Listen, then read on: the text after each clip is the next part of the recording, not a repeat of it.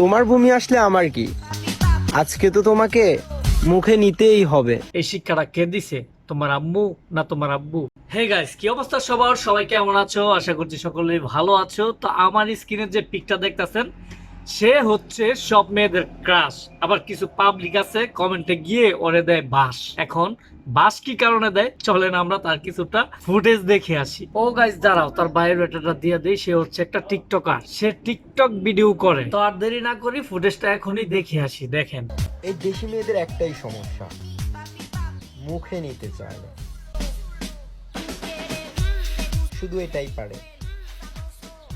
দেশি মেয়েদের একটাই সমস্যা, মুখে নিতে চায় না। তো এই কথাটা কিছু লোকের কাছে ভাল লাগছে আর কিছু লোকের কাছে জাল লাগছে। তো আপনার কাছে কেমন লাগতেছে আপনারা অবশ্যই কমেন্টে জানাবেন। কিন্তু কথাটা আমার কাছে ভাল লাগে নাই। তো যাদের জাল লাগছে তারা খালি কমেন্টে বাজ দিতেছে, আর যাদের ভাল লাগছে তারা খালি ভিউ দিতেছে, ভিডিও ফরি তো নিতেছে। তো ভাইয়া তুমি খারাপ ভিডিও বানাও কেন? আমি তো ভালো ভিডিও করতে চাই, ভালো ভিডিও করলে ভিউ আসে না, এটা কি আমার দোষ? আমার তো দোষ না। আমার ভিডিওগুলো গিয়ে দেখে আসেন, দেখবেন ভালো ভিডিওতে কোনো ভিউ নেই, বাট ওই রকম ভিডিও যেগুলা করছি ওইগুলাতে উড়াধুরা ভিউ উঠছে। তো আমার কি দোষ?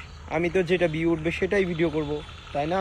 তার মানে আপনার কথায় বোঝা যাইতেছে যে টিকটকে খারাপ মানুষ বেশি থাকে আর ভালো মানুষ খুবই কম থাকে। এই তো যেই কারণে আপনার ওই রকম ভিডিওতে ভিউজ বেশি আসে। তার মানে টিকটকে হচ্ছে খারাপের সংখ্যা বেশি, যেই কারণে ওই রকম ভিডিওতে ভিউ বেশি আসে। তো ওই রকম ভিডিওগুলা কিরকম হতে পারে চলেন আমরা একটু একটু করে দেখে আসি। আরে ধ্যাত, তোমার ভূমি আসলে আমার কি?